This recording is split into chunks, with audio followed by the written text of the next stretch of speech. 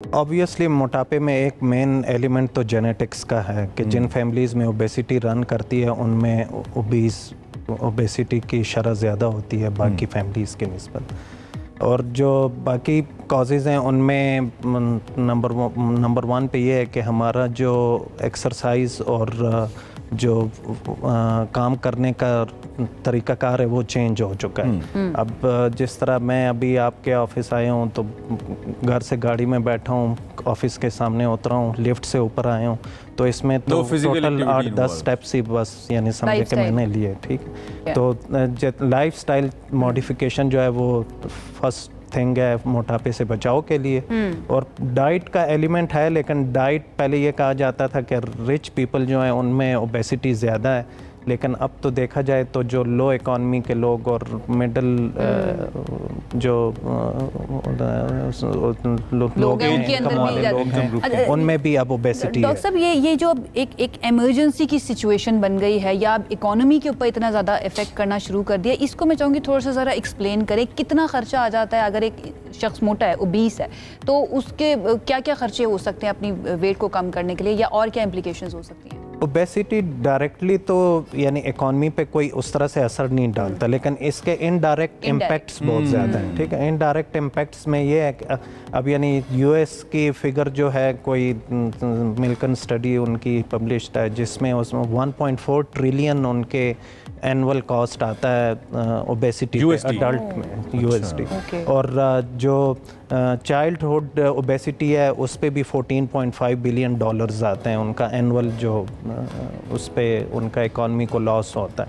तो इनडायरेक्ट जो इम्पैक्ट है उसमें यह है कि जॉब से एब्सेंटिज़म भी कोई ये नहीं कि मोटापे की वजह से वो बेचारा काम नहीं कर, लेकिन मोटापे के साथ रिलेटेड डायबिटीज़ उसको होता है, उसको हार्ट अटैक्स और बीमारियां जुड़ जाती हैं, जो कंजेस्टिव हार्ट फेलियर ये बढ़ जाती हैं, ब्लड प्रेशर बढ़ जाता है।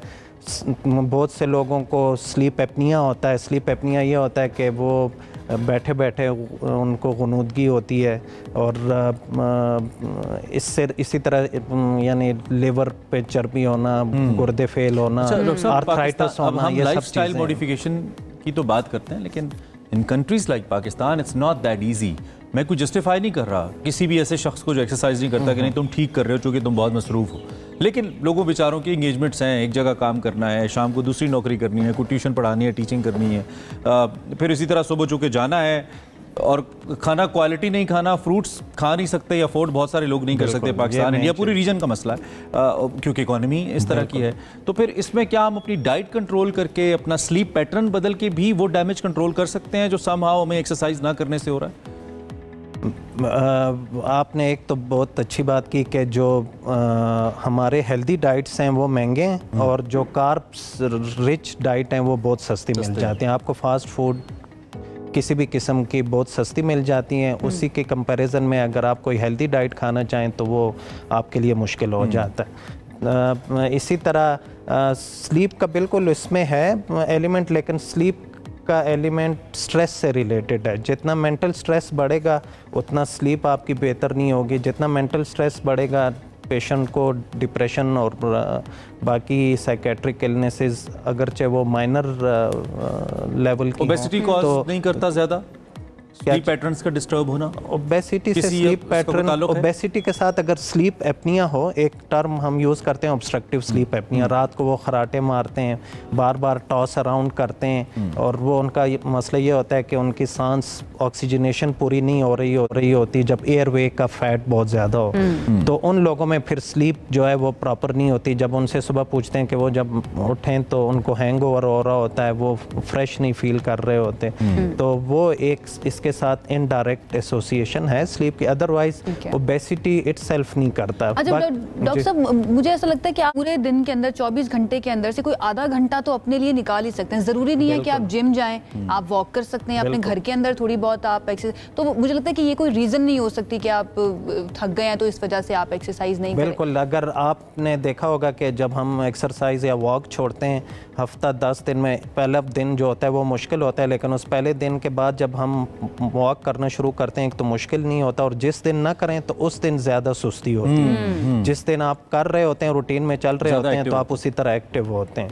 तो ये मेनली तो ये कि इसको ये जो मैं ओबेसिटी का सर्जन हूँ तो इसको इसीलिए मेटाबॉलिक सर्जरी कहते हैं कि हार्मोन्स जो हैं वो हमारे इम्बैलेंस में चले जाते हैं। मेनली तो आप डाइट से, एक्सरसाइज से, हाँ जो मेडिकेशंस हैं, इंजेक्शंस हैं, उससे, सर्जरी से, उन सब का एम तो यही है कि हमारे बॉडी के जो हार्मोन्स हैं वो बैलेंस में आ जाएं। जब हार्मोन बैलेंस में आते हैं तो हमारी भूख जो है वो भी, क्रेविंग भी कम हो जाती है, हमारी डायबिटीज़ भी बेहतर होना शुरू होती है, इंसुलिन की प्रोडक्शन भी बेहतर होना शुरू होती है, स्लीप के जो हार्मोन होते हैं वो भी बेहतर होना शुरू होते हैं। तो मेनली जो हार्मोन्स हैं वो हमारे डॉक्टर साहब, ये जो एक बहाना मैं कहूँगी या फिर रीज़न दी जाए, it runs in the family obesity, तो क्या इसको कम करना, इस तरह की ओबेसिटी को कम करना ज़्यादा मुश्किल होता है? ओबेसिटी यानी जिस तरह आपने शुरू में कहा कि ये कोई बॉडी शेमिंग नहीं है, ये एक डिजीज़ है, ठीक है। और मेनली तो जो मैं जहाँ भी जाता हूँ मैं ये कहता हूँ कि ओबेसिटी को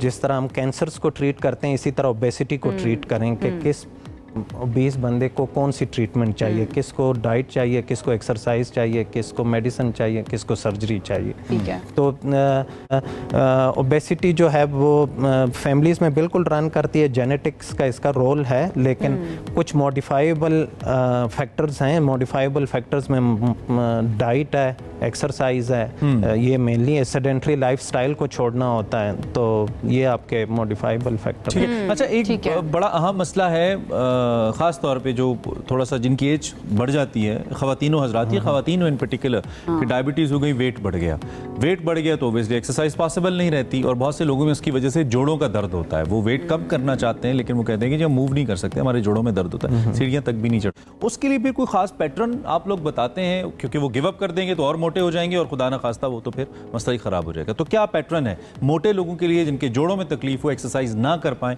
लेकिन वजन भी कम कर? अगेन अगर प्रिवेंटिव एस्पेक्ट से बात करें तो आर्थराइटिस और जितनी चीज़ें आपने गिनाई हैं ये सारी ओबेसिटी से ही शुरू होती हैं। डायबिटीज़ भी ओबेसिटी से ही शुरू होता है। जब हमारी इंसुलिन तो प्रोड्यूस हो रही होती है लेकिन उसके फैट्स में जो उसके अगेंस्ट हार्मोन होते हैं उनकी मिकदार इतनी बढ़ जाती है कि इंसुलिन रेजिस्टेंस होना शुरू होती है। जो ही वेट आप 3-4 किलो कम करते हैं आपकी शुगर लेवल बराबर होना शुरू होती है। इसी तरह आर्थराइटिस वो भी ओबेसिटी के साथ होता है, लेकिन अब कुछ फैक्टर्स हैं जिसमें पेशेंट, अगर पतला पेशेंट है उसको आर्थराइटिस हो गया, व्हील चेयर बाउंड हो गया, क्रचेस पे चलना शुरू कर दे, तो अब उनके लिए मुश्किल हो गया। अब ओबेसिटी को ट्रीट करना, जो हमारे पास इस तरह के पेशेंट आते हैं तो उनको ट्रीट करना मुश्किल हो जाता है। तो उनके लिए फिर बेस्ट थिंग जो है वो बैरिएट्रिक सर्जरी है, जो कि हम ओबेसिटी सर्जरी करते हैं। बहुत से पेशेंट्स मेरे इस तरह हैं जो 180-190 kg के थे, व्हील चेयर बाउंड थे, अब वो माशाल्लाह